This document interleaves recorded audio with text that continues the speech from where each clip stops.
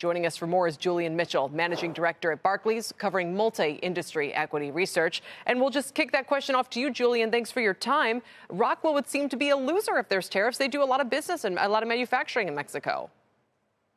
Yes, hi. It's true that they have a large portion of their manufacturing done in Mexico. On the other hand, when you look at their revenue base, they have about 65% of sales coming from the US. And in the US, domestically, they are the #1 supplier of factory automation equipment. That's devices like logic controllers and drives. And so if you were to see tariffs put on imports, whether from Mexico or higher tariffs on China, what you may see is a lot of conversations in the investment community about possible increases in factory investment domestically. And that, of course, would carry a high degree of automation, most likely, as companies try and keep labor costs low. And that would then play into Rockwell's strength on the revenue line and perhaps allow them to offset headwinds on the cost base. So because they're good at automating, if we ultimately had to go that direction, that's a top-line benefit, even if they have to do some reassembling, I guess we could call it. Let me ask you about the situation with Mexico more broadly.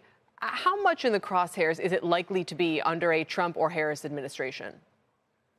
Yeah, so I think it's logical in a way that Mr. Trump is talking about potentially putting tariffs on Mexico. He mentioned that, obviously, when he was president. And Mexico has been a very, very big beneficiary of US-China tariffs. There's been a lot of talk about onshoring in the US. In fact, what happened was a lot of nearshoring into Mexico. And so we've seen a surge in Mexican inward investment in the manufacturing sector. And what that has meant is that if you were to see tariffs put on Mexico, you may put a freeze then on a lot of those inward investments into new factories in Mexico. Right. Possibly some of them would happen here. If it was a Harris presidency, and I think it's worth noting that Kamala Harris was one of the handful of senators who voted against the USMCA, which is the successor to NAFTA. But I think most people would assume a sort of status quo, but there could still be some changes for the USMCA when it comes up for review in 2026. And we've looked at the Mexican stock market. I mean, it's actually been one of the biggest beneficiaries of the U.S. cracking down on China. They've seen a lot of inbound investment, a lot of people moving operations there. So when you suddenly ask, well, wait a minute, are they friend or foe? And if the situation at the border were more under control, I think the answer would be obvious. But the way things have turned over the past 5 years or so, it's a little more unclear, isn't it? I think that's fair. And certainly you mentioned the border. And there's a reasonable line of thought that says that the tariff rhetoric is a lever to try and engineer certain outcomes in terms of management of that border. Exactly. So a mix of carrot and stick. And again, 2026 is really the key date. And I think even in advance of that, the U.S. Trade Representative has to file a notice of any review 270 days beforehand.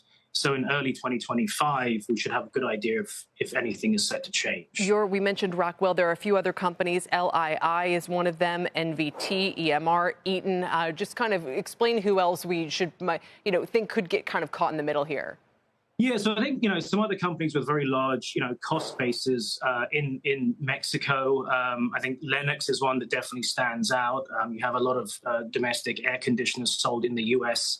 are manufactured in Mexico. So I think that's one to watch. Stanley Black & Decker suffered a lot in the tool sector from China tariffs.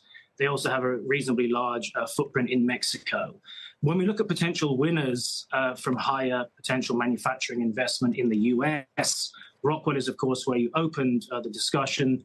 I think some others might be Invent, Parker Hannifin, and Regal Rexnord. Those are three other companies who have 60 to 70% of revenue coming from the U.S., and they also sell a lot of equipment into factories. And so if you do see any pickup in spending, they should see some revenue boost.